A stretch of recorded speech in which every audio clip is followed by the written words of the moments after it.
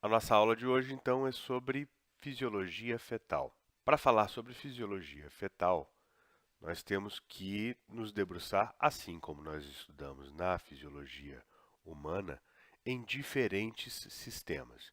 Então, nós vamos conversar sobre cada sistema fisiológico do feto separadamente.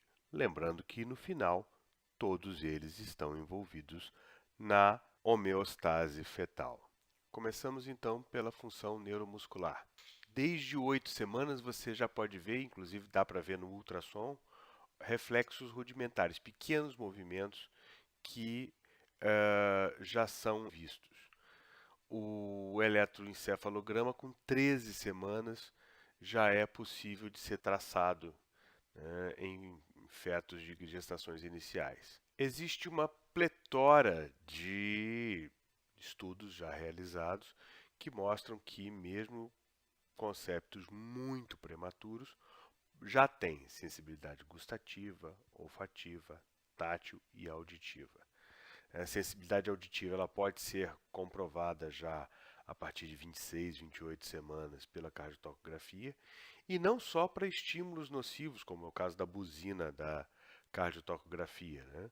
Mas também para músicas. E com isso você identifica que o feto, por exemplo, ele é mais sensível, logicamente, a sons mais agudos. Por isso mesmo, ele vai ter sempre uma facilidade de escutar mais Mozart do que Beethoven.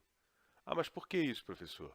Porque Mozart trabalha com sons mais agudos e esses sons se transmitem melhor por um meio líquido, enquanto Beethoven, por conta da surdez, já trabalhava com sons mais graves, que não são bem transmitidos em meio líquido, onde o feto se encontra.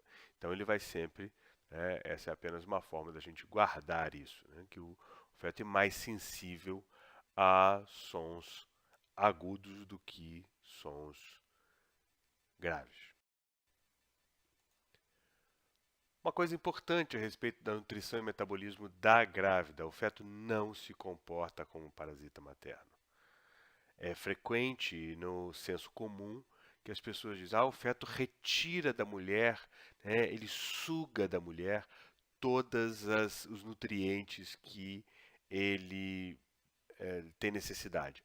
Na realidade, o feto obtém os seus nutrientes da mulher, porém, ele não consegue retirar mais do que o que está disponível ali. Ou seja, se essa mulher não se nutrir corretamente, o feto também não vai ter como atingir um grau ideal de nutrição. A desnutrição materna, então, pode causar perda do concepto, parto prematuro e crescimento intrauterino restrito. Então, vamos lembrar que a obtenção dos carboidratos pelo feto ela ocorre por difusão facilitada pela placenta. Então, a placenta vai passar, né, existe um processo de transporte ativo de glicose do sangue materno para o sangue fetal. A glicemia fetal ela é aproximadamente 90% da materna, o que nos faz sempre preocupar um pouco com a hipoglicemia materna, que pode resultar sempre um resultado pior para o feto. O feto tem um grande consumo de glicose, porque ele está sempre num metabolismo muito acelerado, crescendo, fixando elementos. Então, o consumo é sempre muito grande. Então, por isso mesmo existe essa difusão placentária.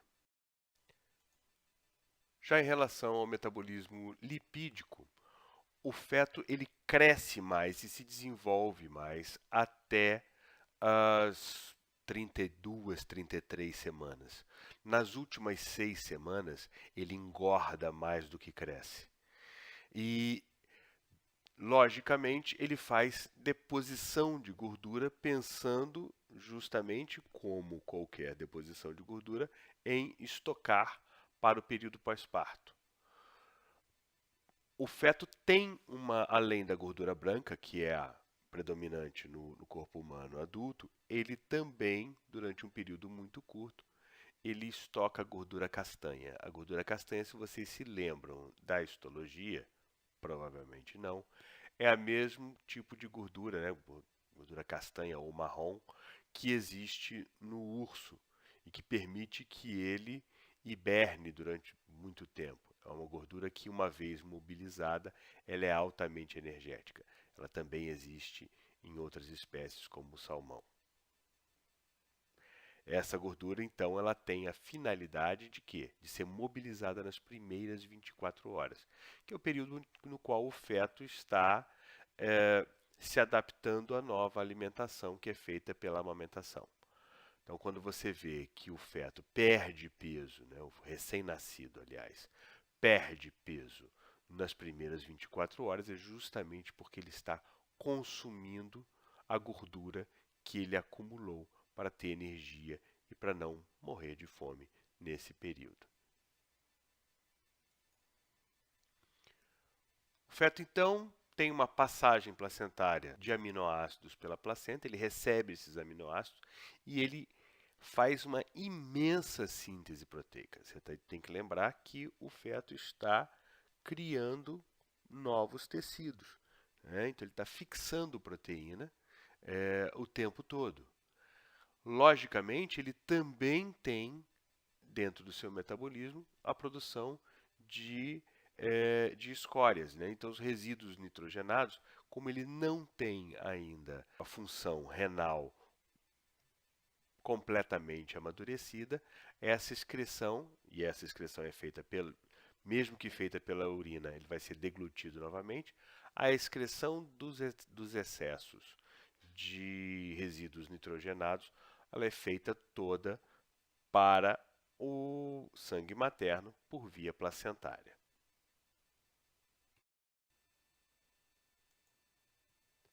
O aparelho digestivo fetal, ele a partir de 16 semanas já funciona com deglutição, absorção, digestão propriamente dita e peristalse. Professor, como é que ele vai deglutir, absorver, digerir se não tem nada para ele comer? Na realidade, ele vai deglutir o próprio líquido amniótico. Existe um ciclo de formação do líquido amniótico que inclui a absorção deste líquido por meio do trato gastrointestinal fetal e, posteriormente, a eliminação de urina fetal. Ou seja, o feto ele existe um ciclo de renovação do líquido amniótico. O líquido amniótico ele é renovado a cada 3 horas. Então, para vocês terem uma ideia de como esse ciclo que a gente acha, né, tem uma ideia de que isso pode ser estanque, na realidade o líquido está em contínuo fluxo o tempo todo. Elementos que descamam da pele, né, e o próprio verniz caseoso que existe na pele fetal, ele vai ser deglutido, absorvido, né, e vai se depositar no intestino. É importante a gente pensar nesse fluxo quando a gente pensa em algumas malformações que podem ocorrer. Por exemplo, um feto que não deglute corretamente, um feto que tenha uma anencefalia, ele não tem o reflexo de deglutição, ele não vai reabsorver o líquido. Ele vai continuar formando o líquido, mas sem reabsorvê-lo. Assim sendo, ele vai ter um acúmulo de líquido que a gente chama de polidramnia. É um excesso de líquido, quando você identifica o fundo de útero está acima do que é esperado, o ultrassom mostra um aumento do líquido amniótico. Por outro lado, se você tem um feto que tenha uma malformação de sistema urinário, você pode ter uma oligohidramnia, uma diminuição do líquido amniótico. Essa contínua deglutição e absorção faz com que uma pequena parte que não é digerível, não é absorvível deste líquido amniótico, principalmente as células epiteliais, né, resíduos das células epiteliais e pelo fetal, sejam acumulados dentro do intestino.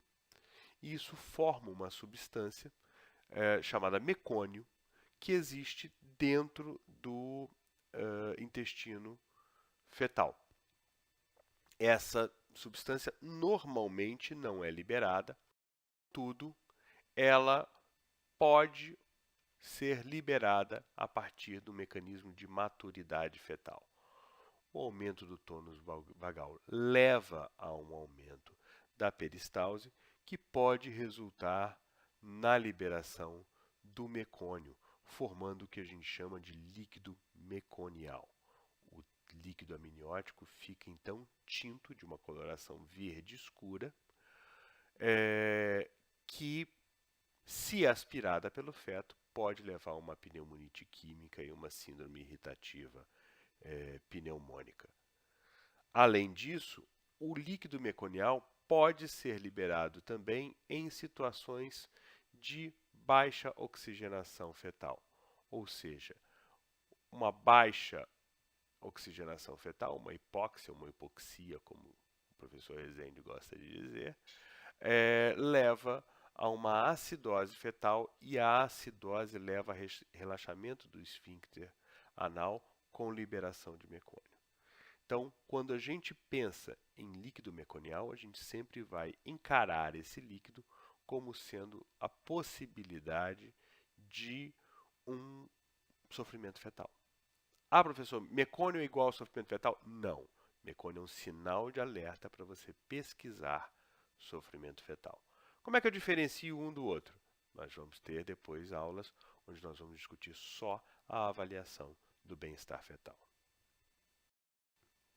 Conforme nós já citamos anteriormente, a função excretória fetal ela é toda realizada pela placenta. O rim funciona? Funciona sim, mas ele excreta para o líquido amniótico e tudo que foi excretado é reabsorvido por via do trato gastrointestinal.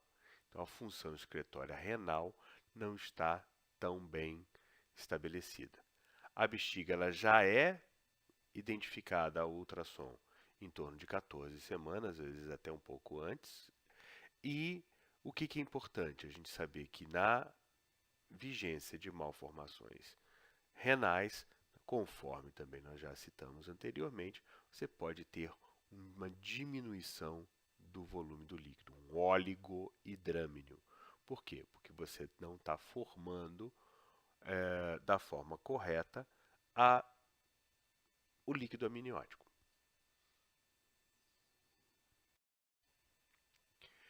Quanto à endocrinologia da gravidez, o que se pode dizer é que a produção de todos os hormônios ela já começa a acontecer desde 12 semanas, às vezes até antes, mas ela é mais marcada a partir de 28 a 30 semanas.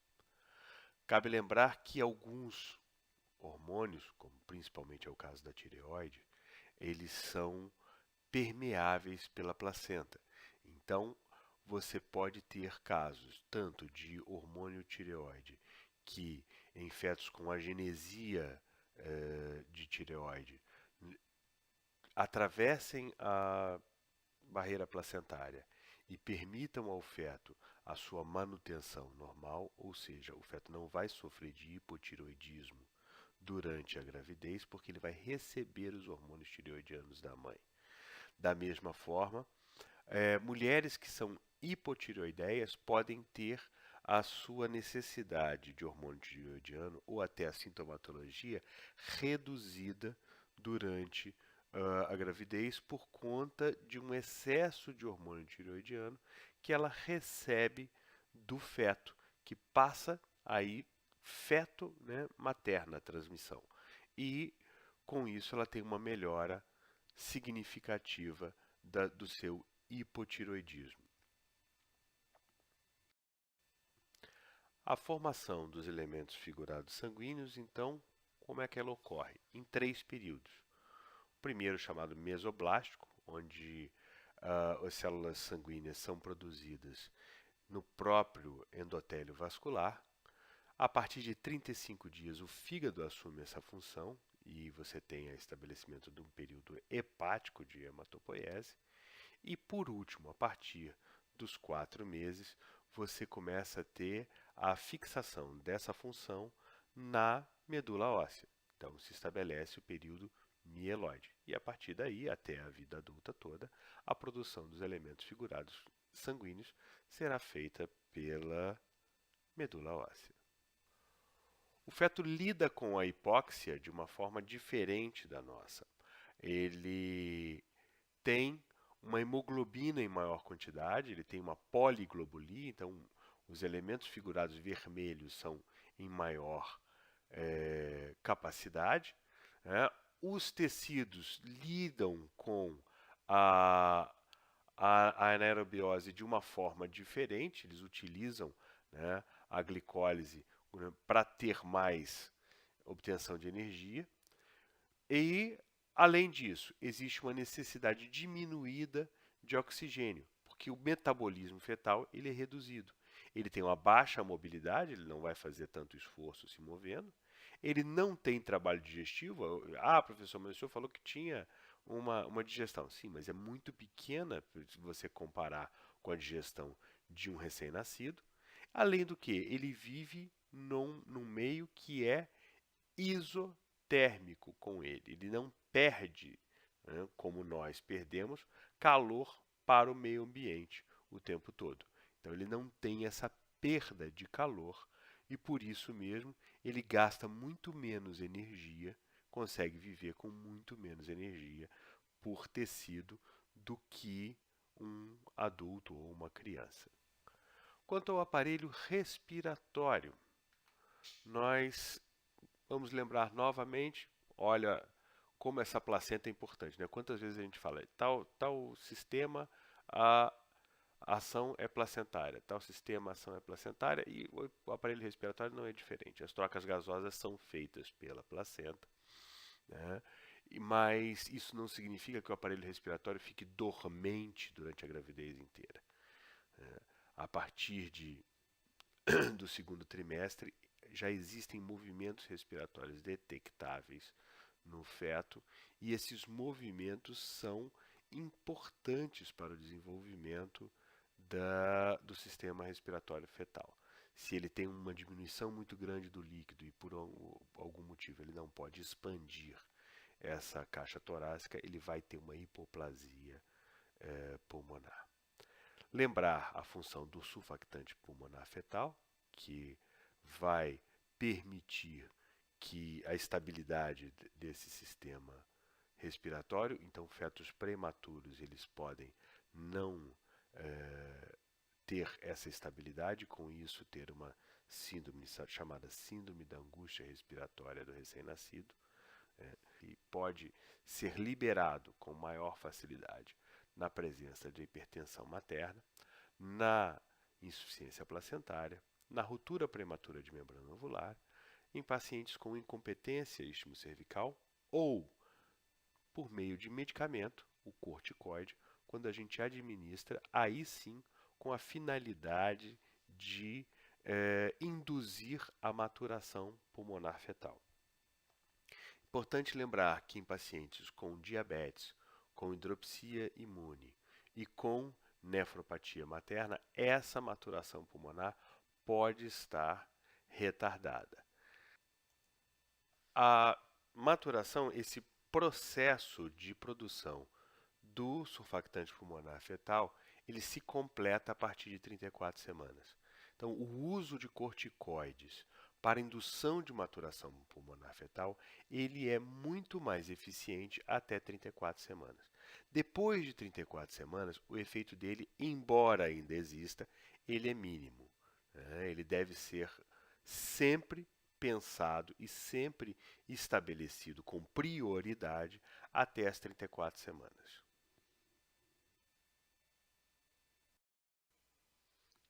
Quanto ao aparelho circulatório, aparelho circulatório ele é facilmente identificável e faz parte da propedêutica obstétrica, uma vez que todas as consultas a partir de 12 semanas nós vamos identificar batimentos cardíacos fetais. O sistema circulatório fetal ele vai em um ritmo bem diferente do adulto, ou seja, ele bate em torno de 140 batimentos por minuto, com uma média de 120 a 160 batimentos, podendo variar, né, tanto de um até o outro. Às vezes você vê as pessoas dizendo, esse feto está batendo muito rápido, está batendo a 160. Não, ele está dentro da variação que é permitida. Existem diferenças, então, entre a circulação fetal, a neonatal e a definitiva. Como é que isso ocorre? Lembra que ocorre através da placenta toda a parte de oxigenação. Então, a gente vai receber pelo cordão umbilical, né, pela veia umbilical, que é a única, o sangue arterial. O sangue arterial corre na veia umbilical.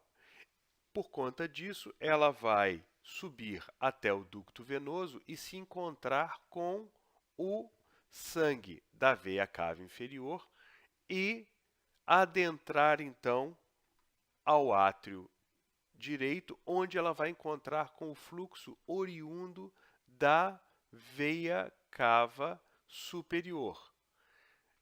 Essa mistura vai, então, por uma diferença de pressão que é natural da circulação direita.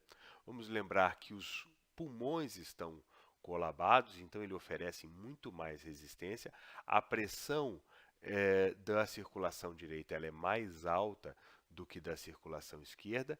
Então você tem uma estrutura que se chama forame oval, que permite a passagem do átrio direito para o átrio esquerdo.